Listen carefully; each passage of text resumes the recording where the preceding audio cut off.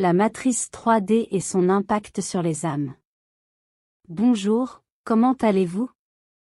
À vous qui m'écoutez, je vous embrasse très fort. Aujourd'hui, je veux vous parler de la façon dont nos mondes sont entrelacés. Car comme vous le savez, si nous sommes ici, en train d'interagir, c'est parce que nous faisons partie l'un de l'autre.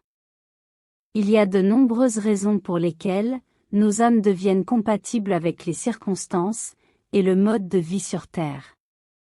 Les boucles de réincarnation, les traumatismes, les attachements, mais aussi les amis et la famille, qu'ils soient incarnés ou non, le fait est que, si nous en sommes proches, surtout en pensée, nous sommes tous influencés par cette planète et sa dynamique fréquentielle.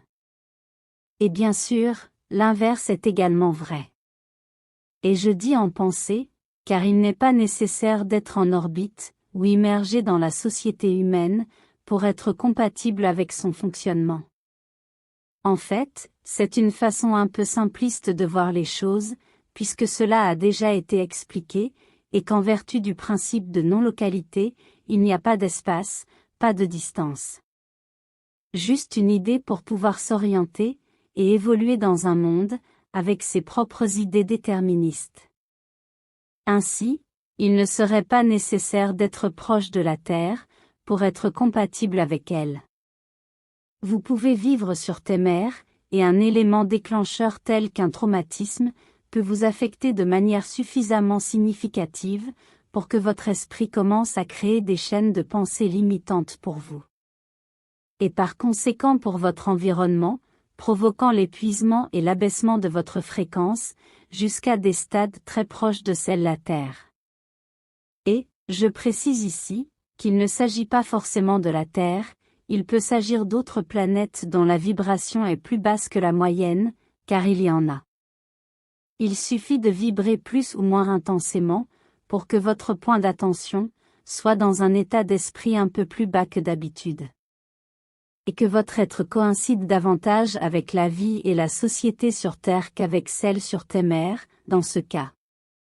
Ainsi, à l'extérieur, en même temps que nous devenons compatibles avec le fait d'être ici autour d'elle, la réalité terrestre et même certaines coutumes, apparaissent comme un nuage de fumée, qui a un impact sur la vie de ceux qui sont à l'extérieur.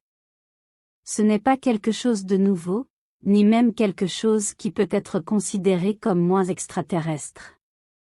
Parce que précisément, tout ce qui se trouve là en bas est le produit d'une conception de multiples races, puisque l'humanité n'est qu'un lot d'extraterrestres, vivant leur expérience en tant qu'humains.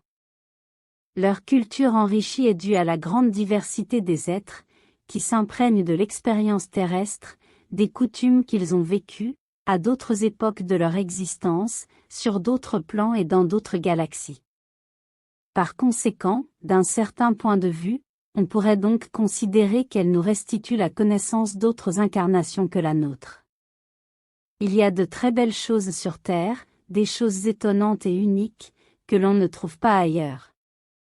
Cela est dû à l'illusion des limites, et avec elle, à l'impulsion de la créativité avec le peu d'outils à sa disposition. Et c'est très enrichissant pour l'âme. On dit qu'on ne dessine pas mieux en ayant de meilleures peintures, mais qu'on dessine mieux en pratiquant et en développant sa technique.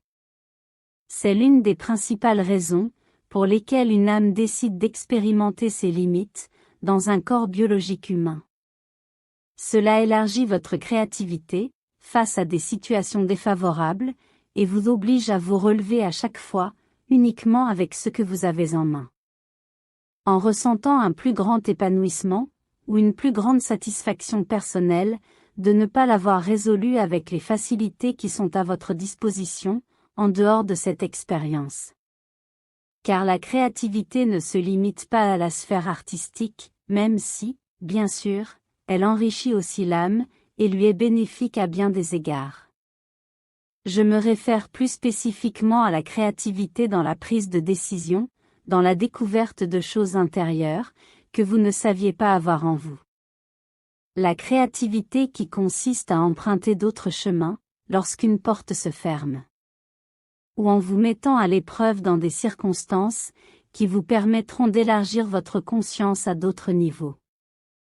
La Terre, avec son gradient vibratoire inférieur, ou mal nommé 3D, présente, en plus de son côté agréable, un autre côté, qui même pour ceux d'entre nous qui en sont conscients, nous affecte inévitablement, en raison de la nature émotionnelle de la race humaine elle-même entre guillemets, ainsi que des Swaruniennes et des Taïgésiens. L'interaction avec la 3D nous affecte parce que les réalités, non seulement entre les races, mais aussi de chaque individu unique, s'entremêlent et s'influencent mutuellement, comme je l'ai déjà dit. Elle nous affecte sur le plan culturel, et donc sur le plan de la sociabilité. Par exemple, lorsqu'un petit humain pense à quelque chose d'étrange pour lui, et dit qu'il ne sait pas d'où vient cette pensée, parce que sa vision est totalement contraire, ou qu'il ne sait pas ce qu'il a pensé, et se demande « Pourquoi ? Quand ai-je commencé à penser ainsi ? Je ne veux pas raisonner de cette façon. » Parfois, les pensées des autres nous parviennent par télépathie. Parfois, il suffit de les croiser dans la rue, ou de les entendre à plusieurs reprises, pour qu'elles restent dans le subconscient, et occupent en nous une place que nous ne voulons pas qu'elles occupent. Mais cela a aussi beaucoup à voir avec l'inconscient collectif. Nous pensons à des choses qui ne sont pas les nôtres, mais qui sont les nôtres en même temps. Parce qu'en étant en contact avec la matrice terrestre, tout ce qui s'y rapporte se rassemble, formant une soupe de connaissances, que nous avons tous en étant liés à elle.